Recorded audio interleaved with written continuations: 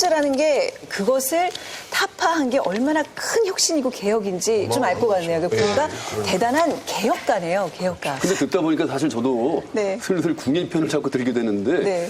계속 좀 더 얘기를 진행해 봐야 할 것 같아요. 네, 뭐 이왕 뭐 편드는 김에 궁예가 사회제도의 어떤 혁신도 뭐 이뤘지만 사실 외교에 있어서도 굉장히 뭐 자주외교를 펼쳤다 그래요. 네. 그렇죠. 마진이라는 네. 나라는 이제 마하진단의 약자. 예. 그거는 이제 대동방국이라는 걸 뜻하는 거거든요. 국호도 그렇게 했을 뿐만 아니라 또 이제 궁예는 연호를 만들었어요.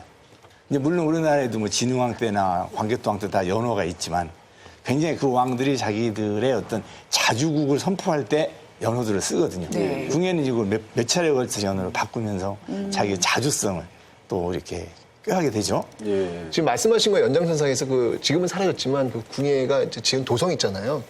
그 도성도 어찌 보면 그 동방 대지국 건설이라는 측면에서 다르게 또 해석할 수도 있을 것 같아요. 왜냐하면 당시 어떤 그 철원이라는 곳이 당나라상에도 굉장히 많이 들어왔고 그리고 거대한 사찰도 많이 있었던 걸로 봐서는 국제도시로서의 어떤 면모를 갖춘 그런 곳이 아니었을까. 놀랍네 근데. 또 외교 부분에 있어서 상당히 어떤 국제관계에서도 능통했던 이런 측면이 이제 대표적으로 그 요사의 기록에 보면 이제 거란족 쪽에서 쓴 기록인데 태봉국에서 거란의 보검을 진상했다라고 표현되는데 그 당시 국력이라든가 여러 상황을 보면 이 궁예가 오히려 이제 하사한 것으로 이렇게 이제 봐야 된다라는 거죠. 그만큼 이제 이 거란하고도 외교 관계를 맺으면서 뭔가 이런 좀 상국의 입장에 서려고 했던 그런 모습도 볼 수 있고 그 당시에 이제 오월이라는 나라가 있었는데 후백제가 오월하고 되게 이제 친교를 맺었는데 이 궁예가 왕건을 시켜가지고 오월에 들여다보이는 배를 납포했다. 그러니까 이쪽하고 외교를 어느 정도 단절시키고 태봉 쪽에서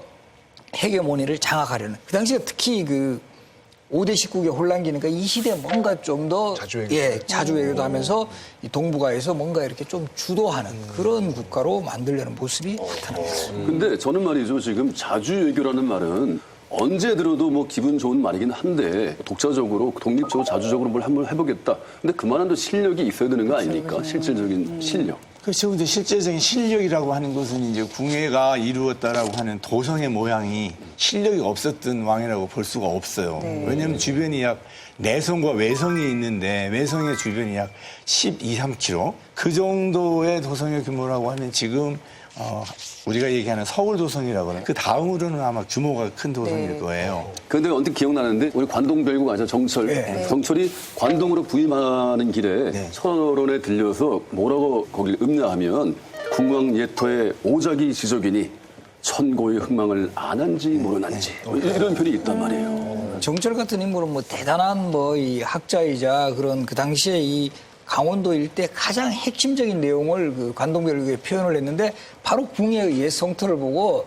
정말 좀 인생 무상도 느꼈고 또 한편으로 보면은 그 것의 웅장한 규모도 그때는 분명히 더 잘 남아 있었다라는 거죠. 그래서 지금 아쉽게도 현재 이 궁예 도성터 상당수가 이 비무장지대로 지금 들어가 있거든요.